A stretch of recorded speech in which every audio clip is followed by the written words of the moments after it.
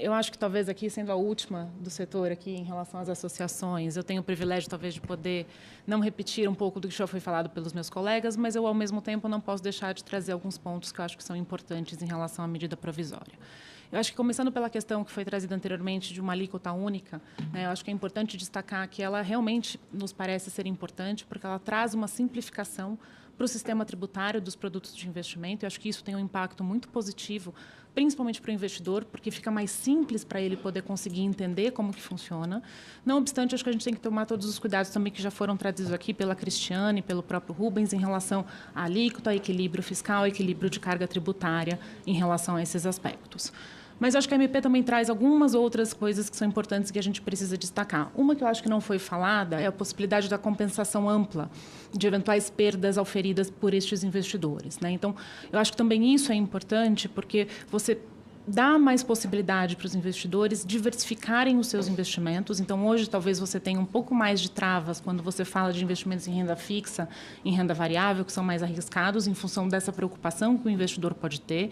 E a compensação ampla ela é importante para garantir que a gente realmente tenha um avanço em relação à parte da tributação dos produtos de investimento.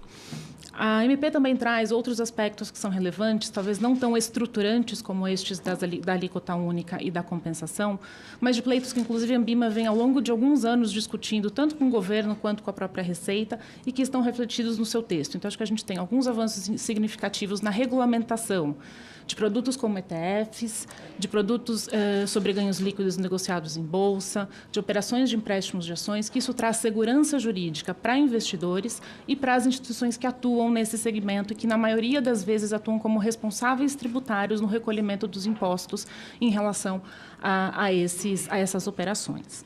Então, acho que aqui é super importante a gente fazer esses destaques para que a gente possa ver os aspectos positivos da norma.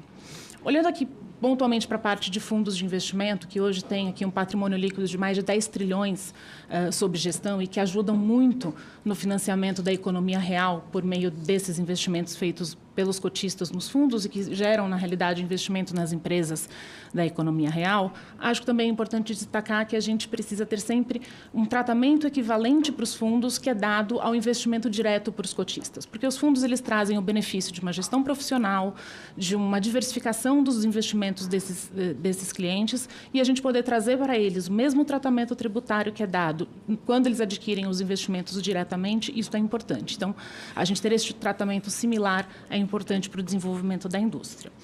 E, para terminar, eu acho que a gente também tem aqui um bloco que eu estou chamando de trazer segurança jurídica, e talvez já foi perpassado aqui um pouco pelos meus colegas, que é a questão de diversos ajustes que a gente vê como importante na medida provisória, para que justamente a gente traga esses aspectos de segurança jurídica e de efetiva inovação e consolidação da regulação tributária sobre os investimentos, sobre os produtos de investimento. Eu vou destacar alguns, talvez eu não vou conseguir aqui ser exaustiva em relação a todos eles, mas acho que alguns já foram trazidos. Então, na parte de fundos, a gente tem um pleito também antigo da associação que fala sobre o Come-Cotas. Acho que aqui o nosso pedido é que a gente possa pensar na tributação do Come-Cotas de forma anual, trazendo um pouco menos de descompasso em relação à tributação semestral que é feita hoje.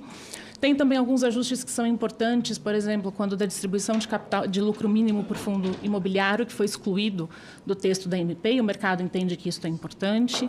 Tem também a garantia de que os ativos integrantes das carteiras dos FIIs e dos FIAGROS mantenham a tributação existente atualmente, e que a gente tire eventuais dúvidas sobre quais ativos dentro das suas respectivas carteiras devem ou não devem ser tributados. Acho que a segurança jurídica para este setor é extremamente importante. Foi trazida a questão aqui dos investidores não residentes. Acho que vale destacar que, para estes investidores, um outro problema que também não é prevista a compensação. Então, além da gente ter aqui um aumento, eventualmente, de alíquota, a gente está falando de que não tem a compensação. E na parte de debêntures de infraestrutura, a gente também está trazendo aqui uma mudança na forma de tributação, tirando a tributação na fonte. E isso, para quem atua como formador de mercado, como um auxiliador para a aquisição dessas debêntures, depois repasse para os investidores e fazer com que isso flua dentro do mercado, é muito difícil, porque você implica efetivamente no momento de arrecado de alíquota de tributação. Isso pode dificultar a atuação deles dentro desse segmento. Então, acho que esses são os principais pontos. E, por fim, eu queria só destacar que eu acho que a gente também precisa pensar um pouco na própria logística de aprovação da MP, porque toda essa implementação de mudança, se ela for aprovada, implica em necessidade de regulamentação pela Receita Federal, e isso também traz aspectos importantes do ponto de vista de alinhamentos de entendimento sobre como o setor deve proceder, e também vai implicar em mudanças sistêmicas, que vai ter um prazo curto para que todo mundo possa proceder com esses ajustes. Então, acho que esses eram os pontos que eu queria trazer. Obrigada. Obrigado, Soraya.